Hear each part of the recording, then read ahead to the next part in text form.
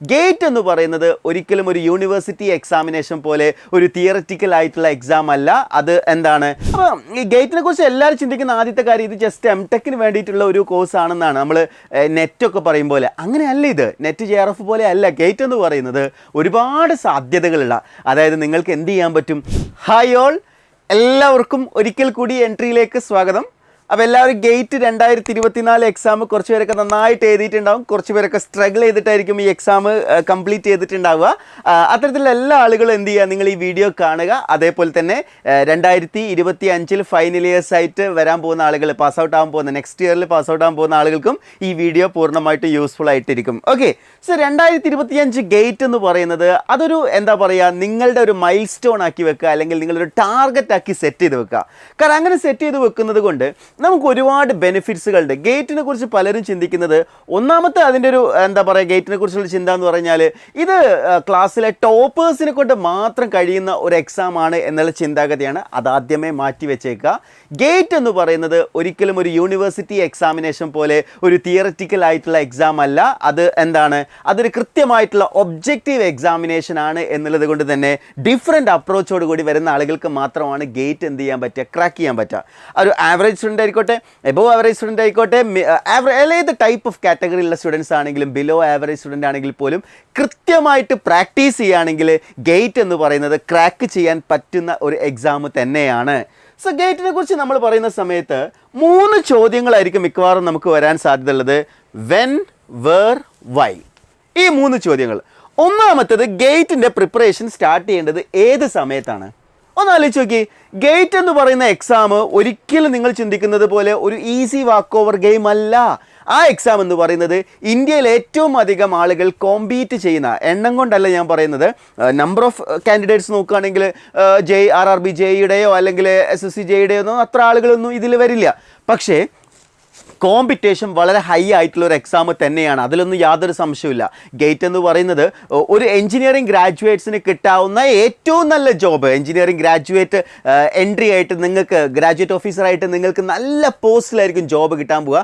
അതും നവരത്ന കമ്പനികളിലും മഹാരത്ന കമ്പനികളിലും ഏറ്റവും highest സാലറിയിലൊക്കെ job ലഭിക്കും. അപ്പോൾ ഈ ഗേറ്റിനെ കുറിച്ച് എല്ലാവരും ചിന്തിക്കുന്ന ആദ്യത്തെ കാര്യം ഇത് ജസ്റ്റ് എംടെക്കിന് വേണ്ടിയിട്ടുള്ള ഒരു കോഴ്സ് ആണെന്നാണ്. നമ്മൾ നെറ്റൊക്കെ പറയും പോലെ അങ്ങനെയല്ല. ഇത് നെറ്റ് JRF പോലെ അല്ല. ഗേറ്റ് എന്ന് പറയുന്നത് ഒരുപാട് സാധ്യതകളുള്ള, അതായത് നിങ്ങൾക്ക് എന്ത് ചെയ്യാൻ പറ്റും, നിങ്ങൾക്ക് എംടെക് പോസ്റ്റ് ഗ്രാജുവേഷന് പോകാൻ പറ്റും. അതോടൊപ്പം തന്നെ വലിയ വലിയ കമ്പനികളിൽ ജോബിന് സാധ്യതയുണ്ട്. അപ്പം ഞാൻ പറഞ്ഞു വരുന്നത് വെൻ എന്നുള്ള ചോദ്യമാണ്. അതായത് നല്ല കോമ്പറ്റീഷനുള്ള എക്സാം എപ്പോൾ സ്റ്റാർട്ട് ചെയ്യണം?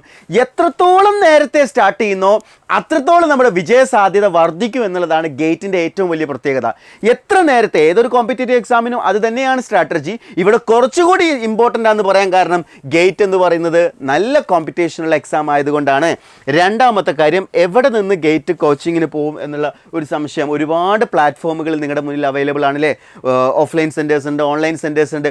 പക്ഷെ നിങ്ങൾ മനസ്സിലാക്കേണ്ടത് ഏറ്റവും ജെനുവിൻ ആയിട്ടുള്ള, ട്രസ്റ്റ് വർത്തുള്ള, നിങ്ങൾ എന്താ പറയുക, നിങ്ങൾക്ക് വിശ്വാസമുള്ള, ഏറ്റവും ട്രസ്റ്റുള്ള സ്ഥലത്ത് തന്നെ നിങ്ങൾ എന്ത് ചെയ്യണം, ഗേറ്റ് കോച്ചിങ് ചെയ്യണം. ഇപ്പോൾ നിങ്ങൾക്ക് എല്ലാവർക്കും അറിയാം എൻട്രി ആപ്പ് എന്ന് പറയുന്നത് കഴിഞ്ഞ ഒരു 6-7 വർഷമായിട്ട് കേരളക്കരയിൽ ഏറ്റവും കൂടുതൽ റിസൾട്ടുകൾ, അത് ഗവൺമെൻറ് സെക്ടറിലായാലും ശരി, ജോബ് മേഖലകൾ, ഡിഫറെൻ്റ് ആയിട്ടുള്ള അപ്സ്കില്ലിംഗ് മേഖലയിലാണെങ്കിലും ശരി, എല്ലാം കൊണ്ടും എന്താണ് ജനങ്ങൾക്കിടയിൽ ഒരു വിശ്വാസം നേടിയ ഒരു ഓൺലൈൻ കോച്ചിങ് പ്ലാറ്റ്ഫോമാണ് എൻട്രി ആപ്പ്. സോ ഇതുപോലെ നിങ്ങൾക്ക് വിശ്വസിക്കാവുന്ന പ്ലാറ്റ്ഫോമുകളിൽ മാത്രമേ നിങ്ങൾ എന്ത് ചെയ്യാൻ പാടുള്ളൂ, നിങ്ങൾ കോച്ചിങ് എടുക്കാൻ പാടുള്ളൂ. ഇനി ഓഫ്ലൈനായിട്ട് പോകുന്നവർക്ക് അങ്ങനെയും ചെയ്യാം കേട്ടോ. ഓഫ്ലൈനായിട്ട് പോകുന്നതിൻ്റെ ഒരു എന്താ പറയുക, പോസിറ്റീവ് നെഗറ്റീവ് വേണമെങ്കിൽ ഞാനൊന്ന് പറഞ്ഞുതരാം. പോസിറ്റീവ് പറയുകയാണെന്നുണ്ടെങ്കിൽ ഓഫ്ലൈൻ ആയിരിക്കുന്ന സമയത്ത് നമ്മൾ എന്തായാലും ക്ലാസ് അറ്റൻഡ് ചെയ്ത് അത് ഫുള്ള്, അതായത് ഒരു ദിവസം മുഴുവൻ, ചിലപ്പോൾ ഒരു 12 മണിക്കൂർ 10 മണിക്കൂർ ക്ലാസ്സൊക്കെ ആണെങ്കിൽ ആ 10 മണിക്കൂർ ക്ലാസ്സിലിരുന്ന് നോട്ട്സൊക്കെ എഴുതിയെടുത്ത് കഴിഞ്ഞാൽ തീർച്ചയായിട്ടും അത് എഫക്റ്റീവ് തന്നെയാണ്, അതിലൊരു സംശയമില്ല. ഓൺലൈൻ ആകുന്ന സമയത്ത് ചിലപ്പം ചെറിയ പ്രശ്നങ്ങളൊക്കെ ഉണ്ടാകും. എന്താണ്, ചിലപ്പോൾ നമ്മൾ വിചാരിക്കും ഓൺലൈനിൽ ഇപ്പോൾ 2 മണിക്കൂർ ക്ലാസ് കണ്ടിട്ട് നാളെ ചിലപ്പോൾ ഇന്നത്തെ ക്ലാസ് അവിടെ ഓൺലൈനിൽ ഉണ്ടല്ലോ, എന്നാൽ പിന്നെ മറ്റന്നാൾ കാണാമെന്നൊക്കെ വിചാരിക്കും. സോ അങ്ങനെ ചിന്തിക്കുന്ന ആളുകളുണ്ട്. പക്ഷേ ഡെഡിക്കേറ്റഡ് ആയിട്ട് നിങ്ങൾ ഇതിലേക്ക് ഇൻവോൾവ് ചെയ്യുക ആണെങ്കിൽ നിങ്ങൾക്ക് എന്ത് ചെയ്യാം, ഓൺലൈനും ഓഫ്ലൈനെക്കാട്ടിൽ എഫക്റ്റീവായിട്ട് യൂട്ടിലൈസ് ചെയ്യാം. പിന്നെ ഓഫ്ലൈനിൽ പോകുന്ന സമയത്തുള്ള ഒരു നെഗറ്റീവ് പറയാന്നുണ്ടെങ്കിൽ, അതിൻ്റെ ക്യാഷ് എന്ന് പറയുന്നത്, അതായത് അതിൻ്റെ പ്രൈസ് എന്ന് പറയുന്നത് വളരെ ഹൈ ആയിരിക്കും. ഒരു ഗേറ്റ് കോച്ചിങ്ങിന് ഹൈദരാബാദിലൊക്കെയാണ് സാധാരണ എല്ലാവരും ഗേറ്റ് കോച്ചിങ്ങിന് പോകാറുള്ളത്. ഹൈദരാബാദ്, ബാംഗ്ലൂർ, ഡൽഹിയൊക്കെ ഉണ്ട്. അവിടെ ഗേറ്റ് കോച്ചിങ്ങിന് ആവറേജ് ഫീസ് വരുന്നത് ഒരു 75,000 രൂപയൊക്കെയാണ് ഫീസ് മാത്രം വരുന്നത്. 75,000 രൂപയാണ് ഗേറ്റിന് ഓഫ്ലൈനിൽ ഫീസ് വരുന്നത്. അതേപോലെ തന്നെ ഹോസ്റ്റൽ ഫീസ് കൂടി നമ്മൾ കൺസിഡർ ചെയ്യുകയാണെങ്കിൽ ഒരു 1 lakh എന്ത് ചെയ്യേണ്ടി വരും, ഹോസ്റ്റൽ ഫീസിന് വേണ്ടി നമ്മൾ എന്ത് ചെയ്യേണ്ടി വരും, സ്പെൻഡ് ചെയ്യേണ്ടി വരും.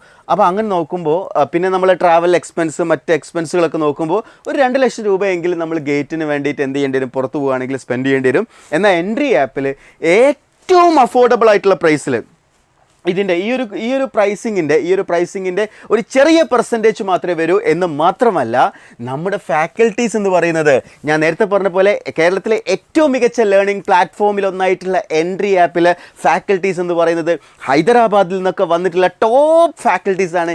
ഗേറ്റിൽ തകർപ്പൻ റാങ്ക് നേടിയിട്ടുള്ള അധ്യാപകർ, ടോപ്പ് 10 വന്ന അധ്യാപകരാണ് നിങ്ങൾക്ക് എന്ത് ചെയ്യാൻ പോകുന്നത്, ഗേറ്റിൽ ക്ലാസ്സുകൾ ഹാൻഡിൽ ചെയ്യാൻ പോകുന്നത്. സോ എവിടെ വേണമെന്നുള്ളത് നിങ്ങളുടെ ചോയ്സാണ്. എൻട്രി ആപ്പിൽ എന്തെല്ലാം ഉണ്ട് എന്നുള്ള കാര്യം ഞങ്ങൾ നിങ്ങളുമായിട്ട് ഡിസ്കസ് ചെയ്ത് കഴിഞ്ഞു. ഇനി അടുത്തത് വൈ. അതിൻ്റെ ആ ഒരു ചോദ്യത്തിൻ്റെ ഉത്തരം ഞാൻ ഓൾറെഡി നിങ്ങൾക്ക് പറഞ്ഞു കഴിഞ്ഞു. എന്തുകൊണ്ടെന്ന് ചോദിച്ചു കഴിഞ്ഞാൽ ഇറ്റ്സ് എ ചാൻസ് ഓഫ് ഇതെന്താണ്, ഇത് പോസിബിലിറ്റി എന്ന് പറയുന്നത്, ഇതിൽ വരുന്ന അത്രയും ഇമ്മൻസ് ആയിട്ടുള്ള പോസിബിലിറ്റീസ് തന്നെയാണ് ഇതിലേക്ക് നിങ്ങളെ അട്രാക്റ്റ് ചെയ്യേണ്ടത്. ഒന്നാമത്തത് ഗേറ്റ് വൈ നിങ്ങൾക്ക് പോസ്റ്റ് ഗ്രാജുവേഷന് പോകാം. അത് IITs, NITs, IISTസിലൊക്കെ നിങ്ങൾക്ക് എന്ത് ചെയ്യാൻ പറ്റുന്നതാണ്, ഗേറ്റ് വൈ നിങ്ങൾക്ക് MTech നേടാവുന്നതാണ്. പിന്നെ ഗവൺമെൻറ് കോളേജസ് ഒക്കെ ഉണ്ട്. എന്നാൽ ഞാൻ പറയും നിങ്ങൾ NITs, IITസിലൊക്കെ പോയി നിങ്ങളുടെ പ്രൊഫൈൽ അടുത്ത ലെവലിലേക്ക് കൊണ്ടുപോകാം. നിങ്ങളിപ്പോൾ പഠിച്ചുകൊണ്ടിരിക്കുന്ന കോളേജ് എവിടെയാണോ അതിനേക്കാൾ ഒരു പടി മുകളിലായിരിക്കും NIT, IITസിലേക്ക് പോകുമ്പോൾ. അപ്പോൾ നിങ്ങളുടെ പ്രൊഫൈൽ എന്തായിട്ട് മാറുകയാണ്, നിങ്ങളുടെ റെസ്യൂമിൽ MTech in NITs എന്ന് പറയുമ്പോൾ, MTech in IITs എന്ന് പറയുമ്പോൾ ആ പ്രൊഫൈലിൽ നിങ്ങളുടെ റെസ്യൂം എന്താവുകയാണ്, ഒന്നുകൂടി ഹൈലൈറ്റ് ആവുകയാണ്. സോ നിങ്ങൾ തീർച്ചയായിട്ടും അതൊരു ഓപ്പർച്യൂണിറ്റി ആയിക്കാണ്. രണ്ടാമത്തെ ഒരു സാധ്യത എന്ന് പറയുന്നത് ഞാൻ നേരത്തെ പറഞ്ഞ പോലെ ഏറ്റവും നല്ല കമ്പനികളിൽ നിങ്ങൾ പ്രതീക്ഷിക്കുന്നതിലും മികച്ച സാലറിയിൽ നിങ്ങൾക്ക് എന്ത് ചെയ്യാം, നല്ല രീതിയിൽ മുന്നോട്ട് പോകാം.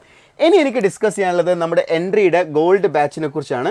എൻട്രിയുടെ ഗോൾഡ് ബാച്ച് എന്ന് പറഞ്ഞു കഴിഞ്ഞാൽ ലൈവ് ഇൻ്ററാക്റ്റീവ് ക്ലാസ്സസും പ്രീ റെക്കോർഡഡ് ക്ലാസ്സസുകളും മോക്ക് ടെസ്റ്റുകളൊക്കെ ഇൻക്ലൂഡഡ് ആയിട്ടുള്ള വളരെ പ്രീമിയം ആയിട്ടുള്ള ഒരു ഗോൾഡ് ബാച്ചാണ്.